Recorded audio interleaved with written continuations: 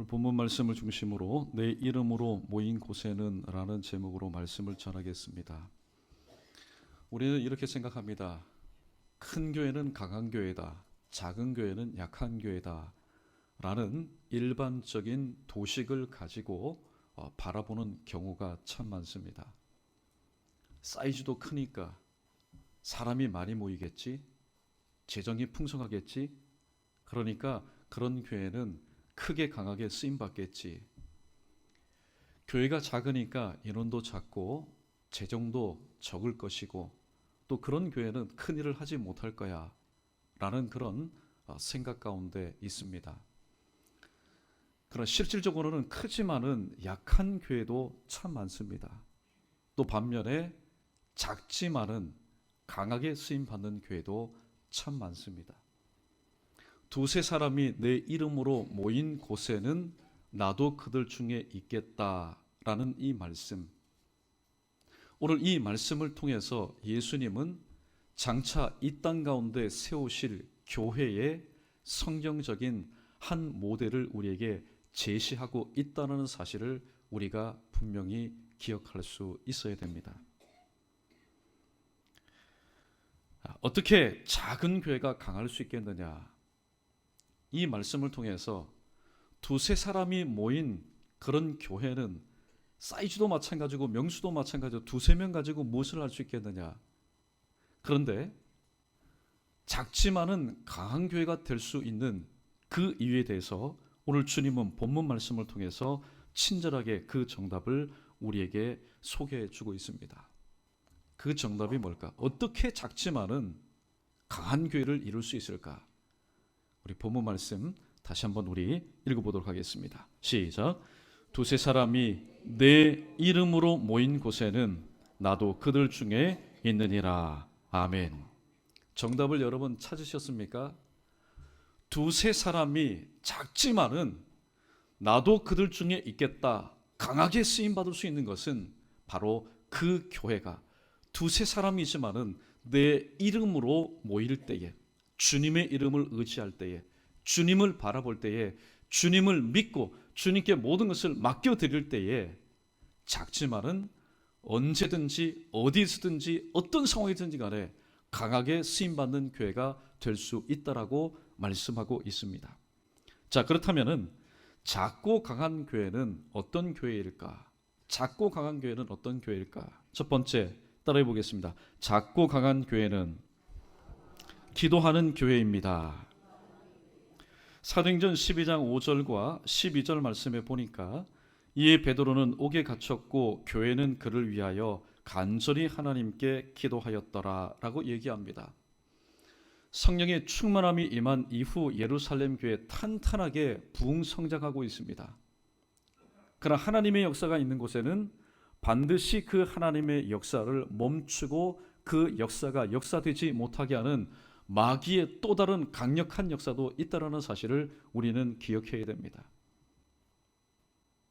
마귀는 헤롯 왕을 통하여서 이 예루살렘 교회 수장 둘을 정리합니다. 한 사람은 죽여버렸습니다. 야고보가 죽임당했습니다. 두 번째 순교자입니다. 이 모든 일들을 예루살렘에 살고 있었던 유대인들이 보는 것을 좋아할 때에 또 베드로도 옥에 가두었습니다. 그때 교회가 한 일이 무엇이었습니까? 그때 교회는 뭉쳐있는 교회가 아니었습니다. 수백 명, 수천 명, 물론 인원수는 그렇게 불어났지만은 전부들 335 가정에서 모였던 교회들은 어떻게 했습니까? 그를 위하여 간절히 하나님께 기도하였다라고 얘기합니다. 또 12절에 보면은 깨닫고 마가라 하는 요한의 어머니 마리아의 집에 가니 여러 사람이 역시 거기에 모여 기도하고 있었다라고 말씀합니다. 작지만은 강한 교회로 쓰임 받을 수 있었던 원동력은 그들이 바로 하나님 앞에 기도하는 교회였기 때문입니다. 특별히 오늘 참 열악한 가운데 있었던 두세 사람의 교회도 있지요.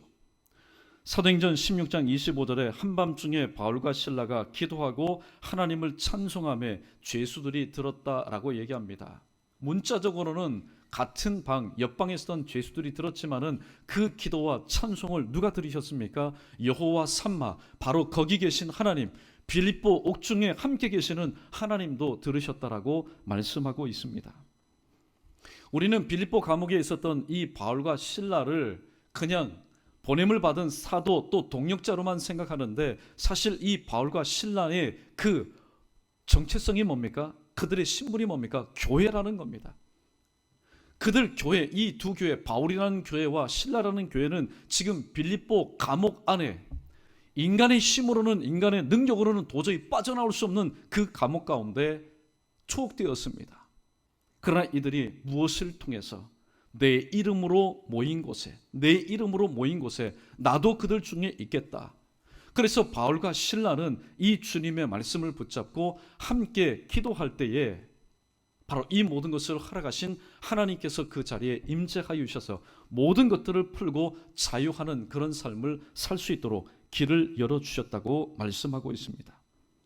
구약성경에 보면 다니엘서 2장 17절과 18절에 이 다니엘이 자기 집으로 돌아가서 그 친구 하나냐와 미사엘과 아사랴에게 그 일을 알리고 하늘에 계신 하나님이 이 은밀한 일에 대하여 불쌍히 여기사 다니엘과 친구들이 바벨론의 다른 지혜자들과 함께 죽임을 당하지 않게 하시기를 그들로 하여금 어떻게 하였다고요? 구하게 하였다라고 얘기합니다. 다니엘에게는 평상시에 아주 고마운 기도의 동력자들이 있었습니다. 힘들고 어려울 때에 그 세 친구를 찾아가서 나에게 이런 일이 있다, 이런 일이 있으니까 우리 하나님께 함께 기도하자. 동력자 중에 최고의 동력자가 누구입니까? 말씀의 동력자, 믿음의 동력자, 기도의 동력자. 오늘 구약 성경에도 보니까 두세 사람이 모인 이 교회가 할 수 있던 것은 무엇이었습니까?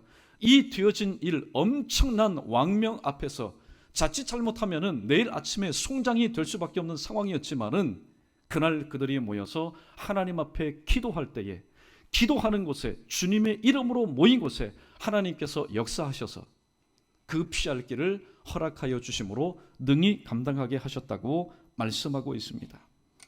우리 찬송가 543장 평상시에 많이 불렀는데 오늘 여러분 이 자리에 평안한 마음으로 예배를 드리지만은 우리 마음 가운데 또 돌아간 삶의 현장에는 어려운 일들이 참 많습니다. 그 어려운 일이 있을 때 우리가 누구를 의지하고 누구에게 우리가 기도해야 될까요?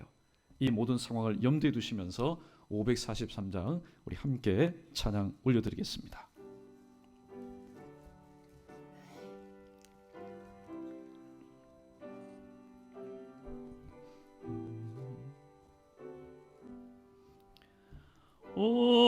어려운 일 당할 때 나의 믿음 적으나 의지하는 내 주를 더욱 의지합니다.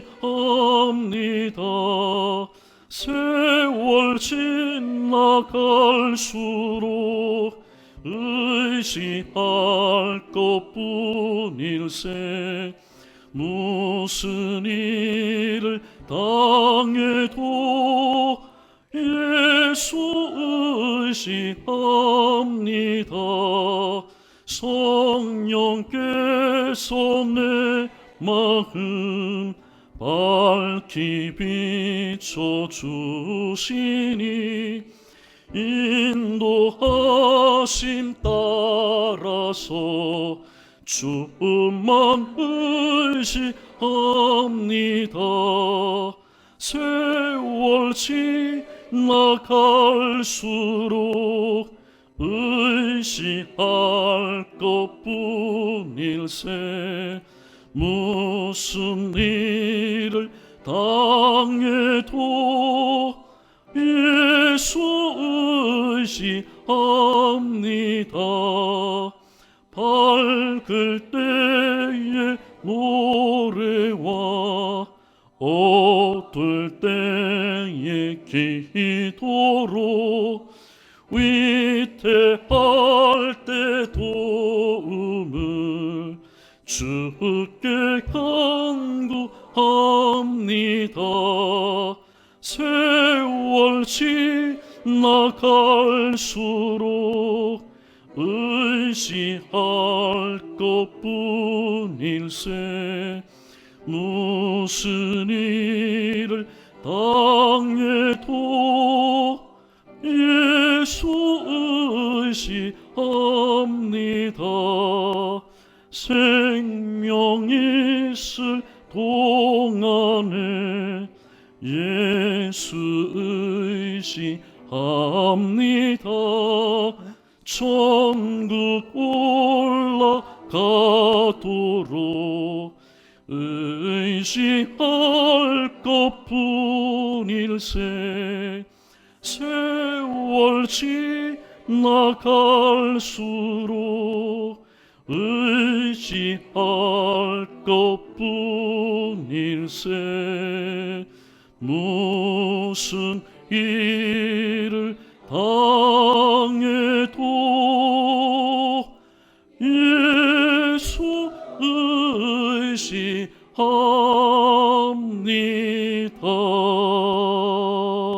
할렐루야. 오늘 가사의 내용을 보면은 상황 다 다릅니다. 처해 있는 환경 다 다릅니다. 그러나 마지막 끝자락에 동일한 신앙의 고백은 내가 주님을 의지하겠다라는 신앙의 고백입니다. 오늘 작지만은 강한 교회는 기도하는 교회가 되어야 한다라고 말씀하는데 왜 우리가 기도해야 될까요? 사실 기도하십시오 목사님이 혹은 설교자가 얘기했으니까 우리는 그냥 순종하는 마음으로 기도해야지. 이유를 알지 못하고 목적을 알지 못하는 그런 기도는 사실 힘이 없습니다. 우리가 왜 기도해야지? 그리고 말씀을 붙잡고 기도할 때에 그 기도에 힘이 있기 때문입니다. 에베소서 4장 27절에 마귀에게 틈을 주지 말라. 데살로니가전서 5장 17절에 쉬지 말고 기도하라 라고 얘기합니다.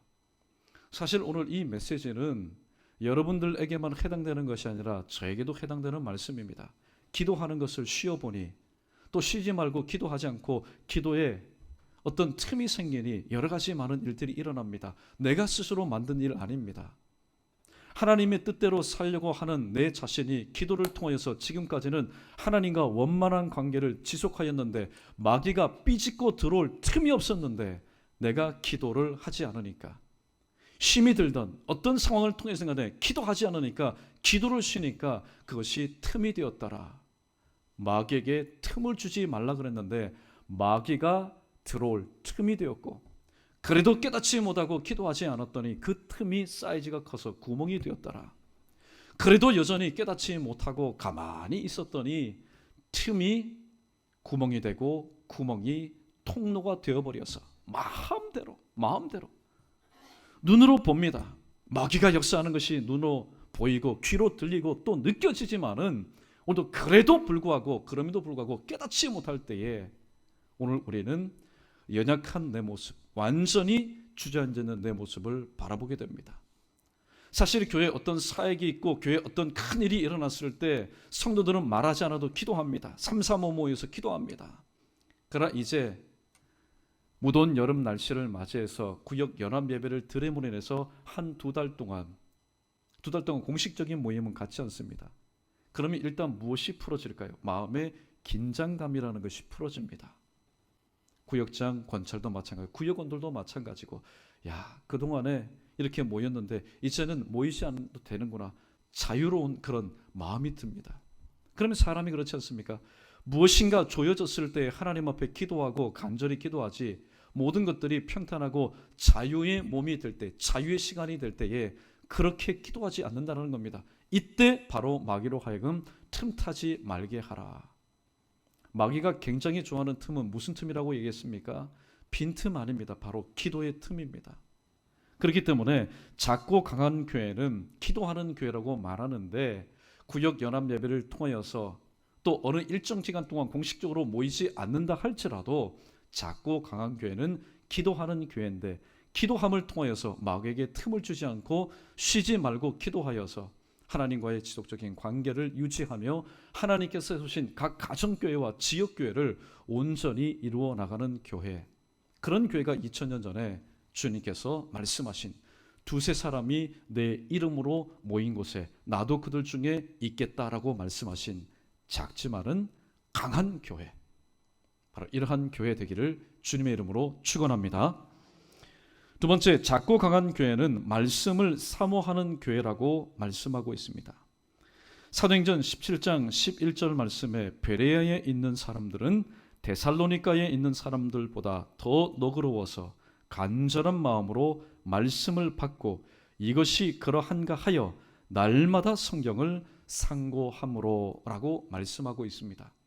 이 베레아 교회는 사도 바울 일행이 제2차 전도 여정 시에 네 번째 들렀던 지역에 세운 교회였습니다. 이 베레아 교회는 다른 여러 교회와 좀 독특한 차별성을 가지고 있었는데 그 차별성이 뭘까요? 그것은 바로 하나님의 말씀을 사모하는, 작지만은 바로 말씀의 역사가 일어나는 강한 교회였다라는 사실입니다. 말씀 중심의 삶을 날마다 살았던 교회였습니다. 오늘 이 베레아 교회는 말씀이 맞춰지면은 이제 예배 끝, 또다시 일주일 동안 6일 동안 내 삶 하다가 또다시 돌아와서 말씀 듣고 또 말씀이 그쳐지면은 예배 끝, 그런 삶을 되풀이한 것이 아니라 일상생활에 돌아갔습니다. 우리처럼 그들도 가정이 있었고 그들에게도 자녀 손들이 있었고 그들에게도 직장이 있었고 그들에게도 직면한 여러 상황들이 분명히 있었을 겁니다. 그럼에도 불구하고 오늘 본문 말씀에 보니까 날마다, 어떤 날은 평탄하여서 말씀에 집중하고 어떤 날은 어려운 일이 있어서 말씀에 집중하지 못하는 그런 날이 아닙니다. 날마다는 뭡니까? 내가 살아있는 동안 우리 모두에게는 문제가 반드시 그림자처럼 따라다닐 수밖에 없습니다. 그러한 문제투성인 그런 날마다, 그럼에도 불구하고 그들은 시간을 할애했습니다. 그들의 모든 열정을 할애했습니다. 어디다 할애했을까요? 말씀을 사모하는 것에다가. 그래서 다시 한번 말씀을 읽어드리면은 간절한 마음으로 말씀을 받고, 아마도 설교했겠죠. 사도 바울이 설교를 했을 것이고 그 설교의 말씀을 그들이 받았을 겁니다. 그리고 그 다음에 보면은 이것이 그러한가 하여, 하나님의 말씀에 대해서 의심해서는 안 됩니다. 무엇해서는 안 된다고요? 의심해서는 안 됩니다. 그러나 하나님의 말씀에 대해서 정말로 하나님의 말씀이 이러할까? 그 말씀에 대한 호기심은 가질 필요가 있다라는 겁니다. 그래서 그 말씀, 내가 들은 말씀이 정말로 그러한가 하여 날마다 어떻게 해요? 상고하였다라고 얘기합니다. 그때 사람들이 그룹 바이블 스터디를 했는지 아니면은 개인적으로 하나님의 말씀을 받은 것, 어디다 받았습니까? 내 마음밭에 받았지요. 내 마음밭, 이 조그만 마음밭에 하나님의 말씀을 받았는데 그 말씀이 혹시라도 땅에 떨어졌을까? 마귀가 혹시 그 말씀을 쥐어갔을까? 그 말씀을 고이 받아가지고 자기의 집에 돌아와서 그 말씀을 다시 한번 깊이 묵상합니다. 오늘 베레아 교회가 우리에게 보여주는 성경 연구 혹은 성경 말씀에 5가지 지혜가 있는데, 여러분 자막을 보시면서 말씀을 들어보십시오. 첫 번째는 깊이 묵상하는 겁니다. 오늘 사도 바울을 통하여서 하나님께서 이런 말씀을 주셨는데 그 말씀을 깊이 묵상하는 겁니다. 그 말씀의 은혜 속으로 깊이 들어가는 겁니다. 두 번째는 그 말씀 한마디 한마디를 자세히 관찰하는 겁니다. 사도 바울이 왜 이 단어를 썼을까? 왜 이 동사를 썼을까? 왜 이 말을 하필이면 지금 주었을까? 자세히 관찰하는 겁니다. 세 번째는 뭡니까? 정확하게 해석하는 겁니다. 정확하게. 왜냐하면 정확하게 해석하지 못하면 말씀을 가지고 잘못 풀다가 이단으로 빠질 수밖에 없기 때문에 이때 우리가 주의해야 될 것이 있습니다. 하나님의 말씀을 가지고 말씀 속으로 깊이 들어가고 또 그 말씀을 관찰하고 말씀을 해석하는 자는 절대로 혼자의 힘으로 해서는 안 된다는 겁니다. 누구의 도심을 받아야 됩니까? 이 말씀을 우리에게 주신 성경의 하나님의 말씀의 원저자이신 성령 하나님의 도심을 분명히 받아야 됩니다. 저도 마찬가지고 여러분도 마찬가지입니다. 그래서 정확하게 해석해 낼 수 있어야 됩니다. 그리고 해석해 냈다면 교훈들이 있겠지요. 깨달음이 있겠지요. 그러면 네 번째는 그것을 나의 삶 가운데 폭넓게 적용할 수가 있어야 됩니다. 사실 적용되지 않는 어떤 원리, 말씀, 깨달음은 아무런 소용이 없기 때문입니다. 자, 그 다음에 해야 될 일이 뭘까요? 6일 동안 삶의 현장에서 나름대로 낮에는 열심히 일을 하고 또 틈틈이 시간을 내어서 때로는 저녁에 하나님의 말씀을 사모하는 시간을 갖다가 주님께서 베푸신 은혜를 가지고 마지막에는 어떻게 될까요? 그것은 바로 풍성하게 나누어야 한다는 겁니다. 언제 풍성하게 나눠야 될까요? 6일 동안 내 삶이 바쁩니다. 사실 시간 내어서 함께 모일 수 있는 그런 시간이 없습니다. 그러면은 주일날 다시 모였을 때에 지난 주일날 하나님께서 사도 바울을 통해서 우리에게 이런 말씀을 주시지 않았느냐? 내가 그 말씀을 깊이 묵상했노라. 그 말씀을 자세히 관찰했노라. 성령 하나님을 의지해서 정확하게 해석을 하고 나의 삶 가운데 이렇게 적용했더니 하나님께서 나에게 이렇게 은혜를 베푸셨더라. A라는 사람이 그렇게 얘기하니까 B라는 사람은 상황이 다르기 때문에 또 다른 상황에 자기에게 베푸신 그런 은혜를 함께 공유합니다. 그러니까 말이 오고 가는 것이 아니라, 세상의 말들이 오고 가는 것이 아니라 하나님의 살아있는 말씀들이 이 사람에게는 이렇게 역사하고 이 사람에게는 이렇게 역사하였다. 그러니까 사도 바울을 통해서 말씀 설교 듣기 이전에 이 사람들의 마음이 무엇으로 또 가득 차 있습니까? 정말로 삶 가운데서 묻어나는 말씀으로 인해서 풍성해지는 그런 은혜를 경험하였던 교회가 바로 베레아 교회였다라는 사실입니다. 한 권사님의 간증을 들은 이야기가 생각이 납니다. 저는 하나님의 말씀을 붙잡으면 그 말씀을 꼭 붙잡습니다. 왜냐하면 그 말씀을 혹시나 놓칠까 봐.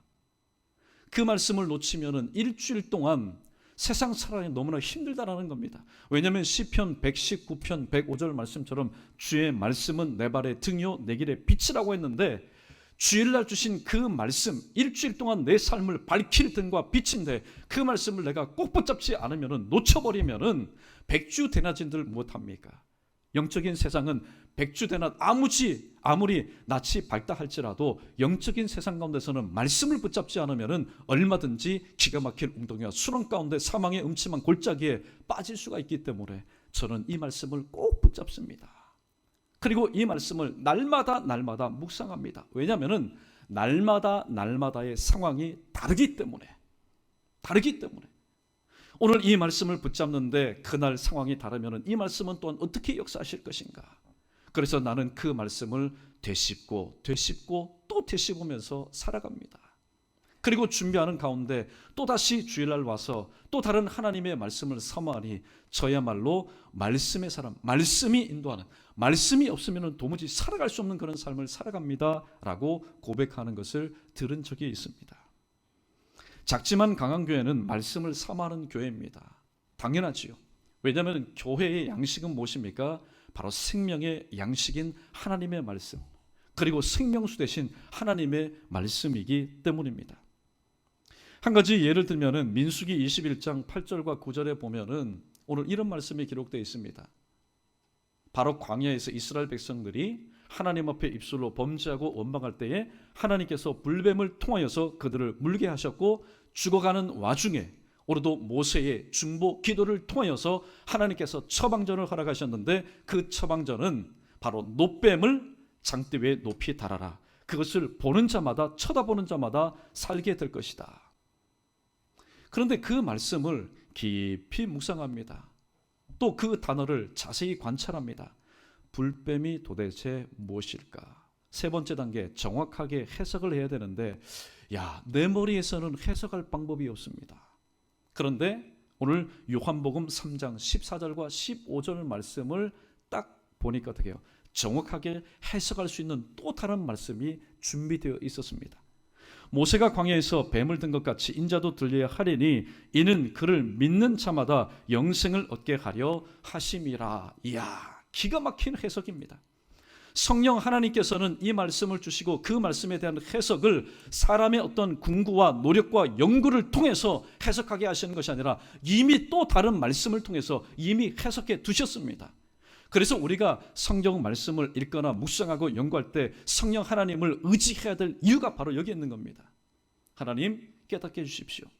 지금 말씀을 깊이 묵상했습니다. 2단계 자세히 관찰했습니다. 3단계 정확하게 해석해야 되는데 지금 이 불뱀이 무엇인지 제가 알지 못합니다. 성령 하나님께서 깨닫게 해주십니다. 요한복음 3장 14절과 15절 말씀을 읽어보아라. 그 말씀을 읽어보니까 이 불뱀이 바로 우리를 위해서 십자가에 못 박혀 죽으신, 세상의 죄와 질병과 사망의 불뱀에 물려서 죽을 수밖에 없는 우리를 구원하시는 예수 그리스도시라는 사실을 깨닫게 됩니다. 네 번째 뭡니까? 이제는 풍성하게 나눠야 되지 않겠습니까? 삶에 돌아가서 여러 가지 불뱀에 물려서 지금 죽어가고 때로는 어려운 가운데 있는데, 하나님 오늘 말씀 가운데 그 불뱀을 쳐다보는 사람은 살게 될 것이다. 또 십자가에 못 박히신 주님의 그 사실, 그 주님의 그 보혈을 믿는 자는 오늘 또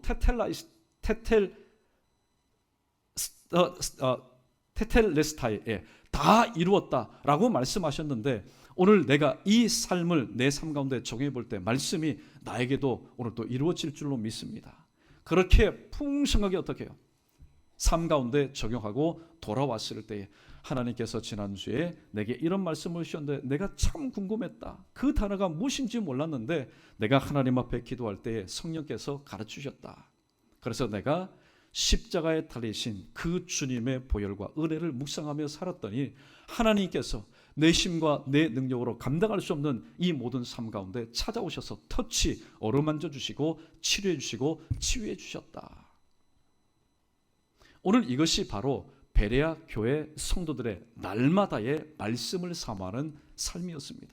이렇게 평상시에 하나님의 말씀을 사모하고 그 말씀을 묵상하고 삶 가운데 적용해 보다 보니까 베레아 교회라고 여러분 고난과 핍박이 없었겠습니까? 아닙니다.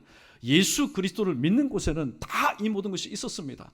그럼에도 불구하고 이 베레아 교회가 다른 예수 그리스도를 믿고 신앙생활하지만은 말씀을 사모하여 이 말씀 중심의 삶을 오늘 또 약하게 살았던 다른 교회보다는 내성이 생겨서 되어진 모든 일들을 통해서 오늘 또 회복되는 속도가 빨랐고 이 모든 것을 처리하는 능력이 남달랐다는 것을 성경은 우리에게 말씀하고 있습니다.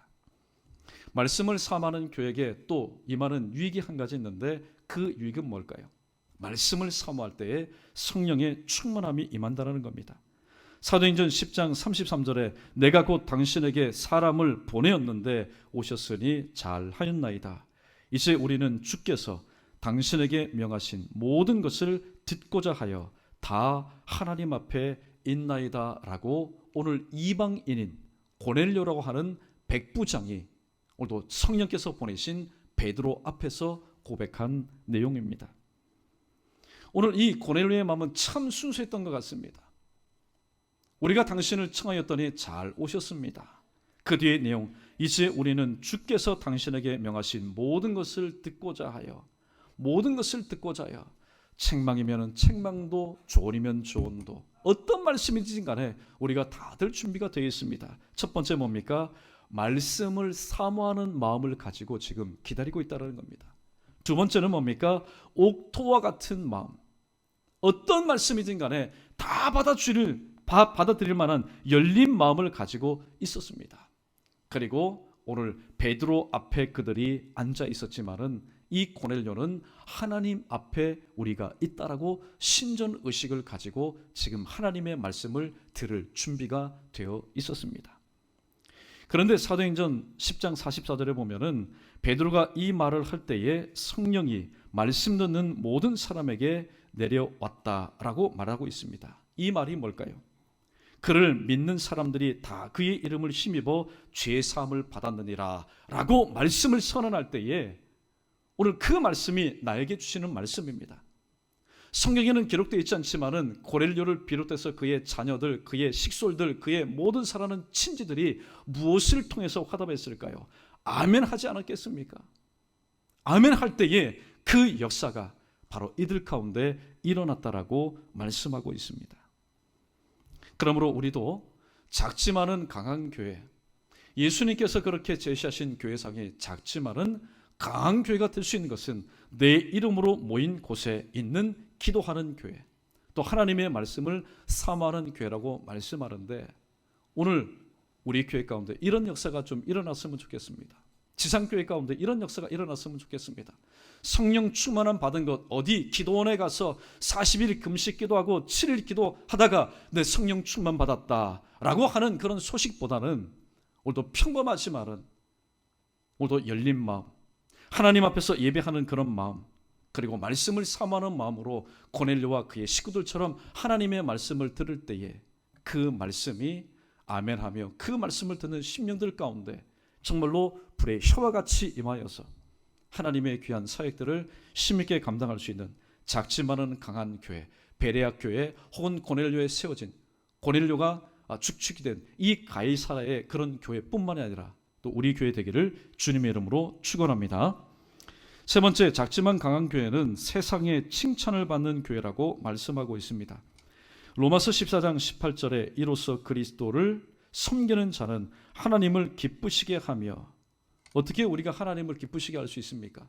히브리서 11장 6절 말씀처럼 믿음이 없이는 하나님을 기쁘시게 할 수 없나니 믿음의 삶을 삶으로 하나님을 기쁘시게 하며 그 다음에는 사람들에게도 칭찬을 받느니라 라고 말씀하고 있습니다. 이 말씀을 준비하면서 오늘 저는 이것을 한번 생각해 보았습니다. 마귀는 이 말세지 말을 통해서 어떻게 역사할까? 어떻게 역사할까? 우리가 잘 알고 있는 것처럼 교회가 세워진 초창기 중세를 통해서는 정말로 인간의 이 힘, 인간의 이 한계로서는 감당할 수 없는 그런 모진 핍박과 억압과 죽임과 그리고 삶의 무거운 일들을 통해서 교회를 핍박했습니다. 짓눌렀습니다. 으깨어버렸습니다. 그러한 놀라운 사실은 그러한 고난이 있는 그 시기만큼은 교회는 비록 개인적으로 공동체 가운데 어려움이 있었고 손해가 있었고 힘든 일이 있었지만은 교회는 자생했습니다. 사실 자생이란 말이 틀리죠. 성령 하나님께서 붙잡아 주심으로 거꾸로 뜨림을 당한 곳에서 다시 일어났습니다. 그러나 오늘 현재의 모습을 한번 보십시오. 지난 과거나 지금이나 앞으로도 마찬가지일 겁니다. 교회는 항상 어려움이 있습니다. 교회는 항상 고난이 있습니다. 아픔이 있습니다. 그런데 그 모습이 바뀌어졌다는 거죠. 어떻게 바뀌어졌습니까? 예전에는 교회 외부의 세력을 통해서 교회 안에 있는 사람, 예수 그리스도를 믿는 사람들을 핍박했습니다. 그래서 그때 예수 그리스도를 믿는 사람들은 고난 당하는 것을 그들은 기뻐했습니다. 하나님께서 나의 믿음을 연단시켜 주시기 위해서 그러는구나. 생각나는 말씀이 뭡니까? 욥기서 23장 10절 말씀. 나의 가는 길을 그가 아시나니 그가 나를 연단하신 후에 단련하신 후에 내가 정금같이 나오리다. 그들은 정금같이 되는 그들의 삶을 두려워하지 않았습니다. 왜냐하면 반드시 정금같이 되기 위해서는 불순물을 제거해야 되는데 불순물을 제거하기 위해서는 재련을 해야 됩니다. 뜨거운 불 속에 들어가야 되기 때문에. 그래서 초창기 예수 그리스도를 믿는 교회와 성도는 자신이 당하는 것을 고난이다. 누구를 위한 고난이냐? 예수 그리스도를 위한 고난이라고 생각했습니다. 그런데 요즘은 그 판도가 많이 달라지는 것 같습니다. 마귀가 전략 자체를 바꿉니다. 교회 밖에서 이제 푸시를 하지 않습니다. 교회 안에서 서로 어떻게 해요? 물고 뜯게 만듭니다. 서로 상처를 주게 만듭니다. 서로 아프게 만듭니다. 서로 시험을 당하게 만듭니다. 이거는 고난이 아닙니다. 이거는 뭘까요? 고통입니다. 마귀는 그렇게 해서 자꾸만 하나님 세우신 몸된 교회를 점점 힘이 없게 만듭니다. 크면 무엇합니까? 교회 안에서 이런저런 일들로 인해서 약하디 약한 교회를 만들어갑니다. 그래서 마태복음 5장 16절에 보면은 이같이 너희 빛이 사람 앞에 비치게 하여 그들로 너희 착한 행실을 보고 하늘에 계신 너희 아버지께 영광을 돌리게 하라라고 말씀하고 있습니다. 로마서 14장 18절 말씀과 마태복음 5장 16절 말씀은 절대로 뗄래야 뗄 수 없는 말씀입니다. 말씀을 정리하도록 하겠습니다.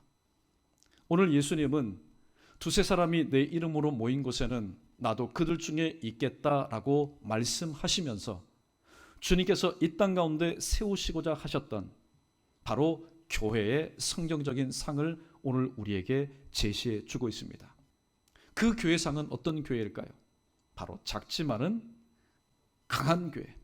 왜 작음에도 불구하고 강한 교회로 쓰임받을 수 있을까? 그것은 바로 모일 때마다 주님의 이름으로 모였기 때문에, 주님을 의지하기 때문에, 주님께 이 모든 것을 맡겨드리는 교회, 오직 주님 아니면은 이 교회가 존재할 수 없다라고 오늘 또 하나님을 굳게 믿는 교회였기 때문에 작지만은 강한 교회가 될 수 있었다라고 말씀하고 있습니다. 작지만은 강한 교회는 기도하는 교회입니다. 절대로 하나님 세우신 몸된 교회가 기도하지 않으면 그때부터 생명력이 끊어집니다. 개인 교회 또 공동체 교회라 할지라도 교회는 그때부터 힘을 잃어갑니다. 왜냐하면 기도는 영혼의 호흡이라고 말씀하고 있기 때문입니다. 두 번째, 작지만은 강한 교회는 말씀을 삼하는 교회입니다. 절대로 기도할 때도 마찬가지고 어떤 사명을 감당할 때도 마찬가지고 하나님께서 내게 주신 말씀을 붙잡지 않는다면 내가 지금 무엇을 하고 있지? 세상에 이런 말이 있지 않습니까? 나는 누구, 여기는 어디. 방향을 잃어버리는 겁니다. 목적을 잃어버리는 겁니다. 무엇인가 열심히 일을 하는데 누구를 위해서 일하지?